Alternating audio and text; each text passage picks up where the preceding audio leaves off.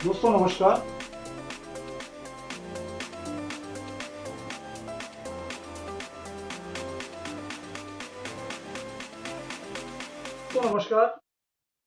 जैसा कि आप जानते हैं कि पिछली वीडियो में हमने ब्रिटिश इंडिया सिल्वर कॉइन्स के 1 रुपीज़ के बारे में बताया था।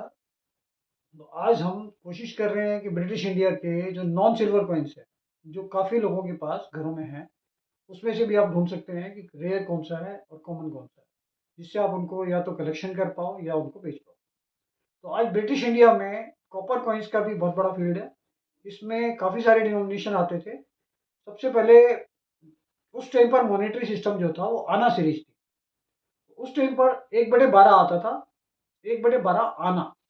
दूसरा आता था हाफ पाइस, क्वार्टर आना, 1 आना, 2 आना, 4 आना, 8 आना एंड 1 रुपीज।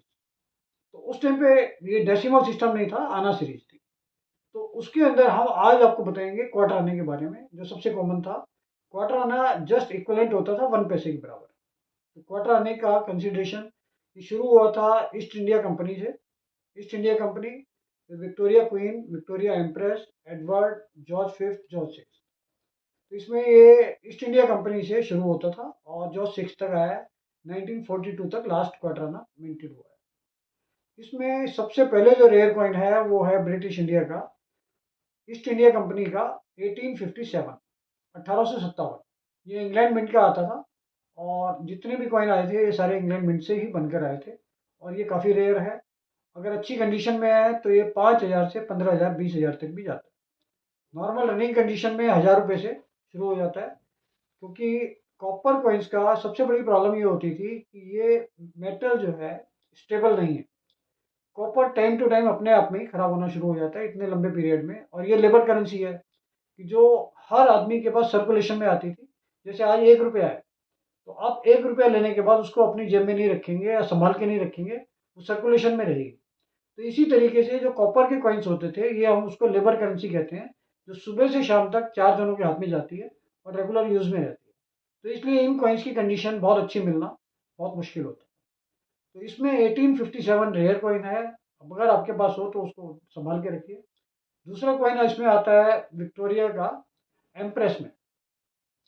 इसमें 1898 एक दूसरा रेयर कॉइन है जो काफ़ी अच्छा है। ये कॉइन भी काफ़ी कम मिलता है और अच्छी कंडीशन में तो बहुत कम मिलता है। अगर रनिंग कंडीशन है तब भी ये 1,000 रुपये, 1,500 रुपये कम से कम है। अच्छी कंडीशन में ये 20 से 25 हज़ार तक भी चला जाएगा। इसमें यूएनसी मिलना काफ़ी मुश्किल है। इसमें और कुछ कॉइन्स आते हैं 1878, 79, 1880। ये तीनों भी डेट्स केयर और रेयर में आती हैं। इनकी वैल्यूशन भी 1,000 से 5,000 रुपये के आसपास कंडीशन के ऊपर से डिपेंड करती है। ये क्वार्टर आने के अंदर ईस्ट इंडिया कंपनी और विक्टोरिया का स्टेटस है। इसके बाद 1911 का जॉर्ज फिफ्थ में, 16 का, 24 का, 11, 16, 24। 1916 का कॉइन भी करीब करीब 200 से 500 रुपये का है।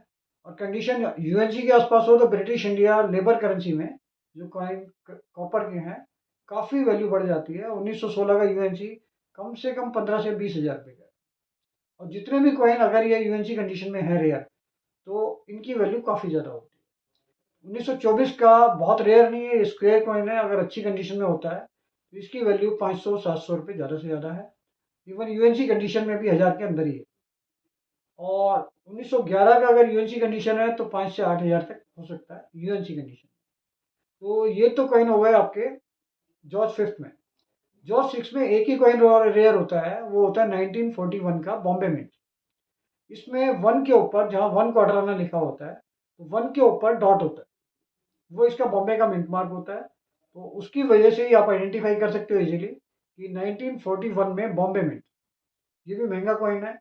ये करीब करीब 2,000 से 3,000 रुपये इसका नॉर्मल प्राइस है। अगर यूएनसी कंडीशन है तो 4,000 रुपये का, 5,000 रुपये का बिक सकता है। तो ये क्वार्टर आने के बारे में इंफॉर्मेशन थी। आगे आने वाले वीडियोस में हम आपको ब्रिटिश इंडिया के और डिनोमिनेशन सिल्वर में, कॉपर में, इन सब चीज़ों में देते रहेंगे।